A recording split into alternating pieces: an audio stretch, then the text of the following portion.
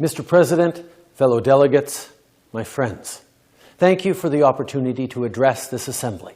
Like many of you, I've spoken in this forum before, but never like this, at a time like this. The world is in crisis.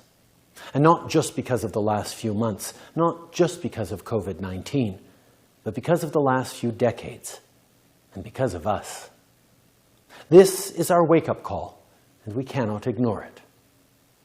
Time and time again, history has shown us that the price for turning away, for failing to act, is much too high. Our parents and grandparents remember all too well what things were like in the 30s and the 40s. Economies collapsed. Governments and systems of government crumbled. Millions died. That was the world they faced. That was the challenge they had to meet. And this is what they did about it. Nos parents et grands-parents ont choisi de se relever et de rebâtir. Ils ont mis sur pied des institutions multilatérales comme les Nations Unies. Ils ont créé des institutions financières internationales comme la Banque mondiale, le FMI et d'autres institutions de Bretton Woods.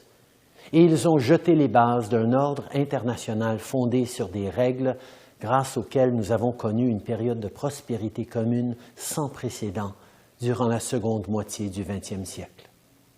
We had a system, we had a generation that learned from crisis and set us on a better path. In their era, those systems worked. But that was 50, 60, 70 years ago. Today, all those institutions no longer serve us well enough on what they were designed for, defending multilateralism and international law, protecting human rights and open markets. That is what the crisis of COVID-19 has shown beyond a shadow of a doubt, that things have to change. And not just on the world stage, but at home too. Nous n'en faisons pas assez pour les personnes les plus vulnérables, que ce soit les personnes âgées qui meurent dans des établissements de soins de santé ou les personnes sans abri pour qui chaque soir est une lutte. Nous n'allons pas assez loin pour éliminer l'injustice systémique, qu'il soit question de racisme envers les Noirs ou les Autochtones, d'homophobie ou de sexisme. Dans les difficultés de nos citoyens, nous pouvons voir les échecs de nos institutions, de notre monde. Après que la pandémie a décimé leur économie et leurs services de base, de nombreux pays sont maintenant au bord du gouffre. C'est ce que j'ai entendu d'un si grand nombre d'entre vous lors de la réunion sur le financement du développement que le Canada a organisée le printemps dernier avec le secrétaire général Antonio Guterres et le premier ministre de la Jamaïque, Andrew Holness. Nous devons en faire plus pour que les enfants du monde entier soient nourris et qu'ils puissent aller à l'école. Si nous ne le faisons pas, les conséquences seront désastreuses. Nous sommes confrontés à une crise humanitaire mondiale. Et le plus préoccupant dans tout ça, c'est que cette pandémie et les crises qu'elle a mises en lumière ne constituent même pas notre plus grande menace. Right now, our world is facing a climate reckoning. We are at this point because of our collective inability over the past decades to make the tough decisions and sacrifices needed to fight climate change and save future generations. The pandemic has not changed that. Our shared failures have continued, and our citizens are paying the price. We need a new way of thinking on climate, on inequality, on health, because the way we're doing things just isn't working well enough.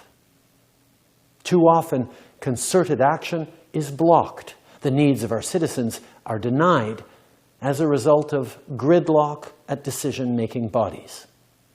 And why? Because there are few consequences for countries that ignore international rules, for regimes that think might makes right. Few consequences for places where opposition figures are being poisoned while cyber tools and disinformation are being used to destabilize democracies. Few consequences when innocent citizens are arbitrarily detained and fundamental freedoms are repressed, when a plane of civilians is shot from the sky, when women's rights are not treated as human rights, when no one has any rights at all. We are in deadlock. The international approach we've relied on since the second half of the 20th century was built on an understanding that countries would work together. But now those same countries are looking inward and are divided. We need to recognize where we are. The system is broken. The world is in crisis. And things are about to get much worse unless we change. Right now, we have a chance, not a big chance, but a chance to shift course, to realize that the only way through this is together. Putting some people ahead of others does not work. A healthier, cleaner, more equal future cannot be the privilege of a lucky few. It must be the right of us all. La seule façon d'arranger les choses, la seule façon de bâtir un avenir meilleur pour nos enfants et nos petits-enfants, c'est de travailler ensemble, en nous défendant les uns les autres, quelles que soient les lignes dessinées sur des cartes. Les Rohingyas au Myanmar, les manifestants au Bélarus, le peuple libanais, les citoyens détenus arbitrairement en Chine, les peuples autochtones au Canada et partout dans le monde. Une collaboration mondiale réelle et constructive est la seule façon de procéder. Mais qui sommes-nous pour demander cela? Le Canada n'est pas un pays qui peut faire bouger bien des choses dans ses grands dossiers internationaux. Comme tant d'autres, nous sommes soumis aux caprices des superpuissances. Mais en tant que Canadiens, nous savons que nous ne sommes pas seuls. As Canadians, a trading nation where we trace our origins to every corner of the planet, we know that we are in this together.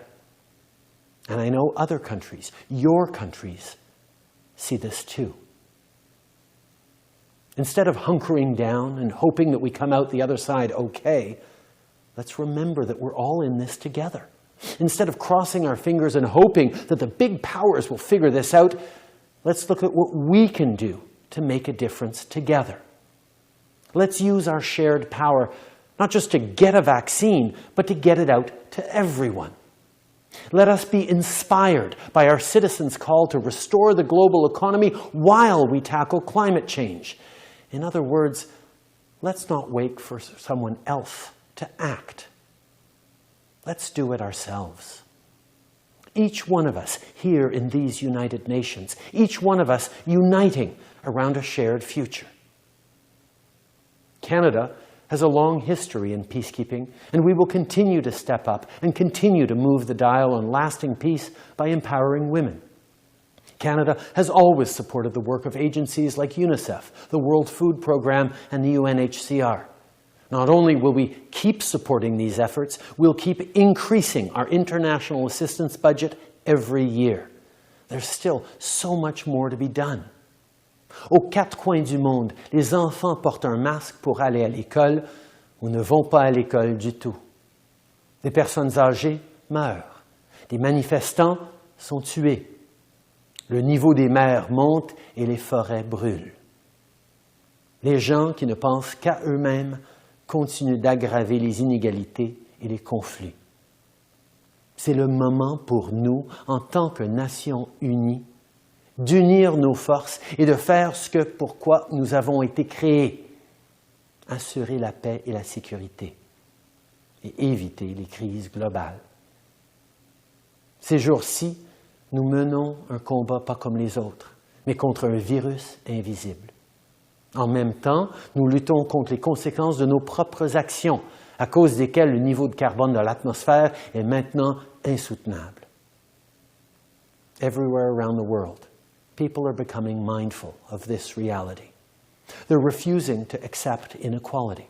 They're refusing to close their eyes to the peril we're facing. Our citizens will no longer shrug off as someone else's problem a failing status quo.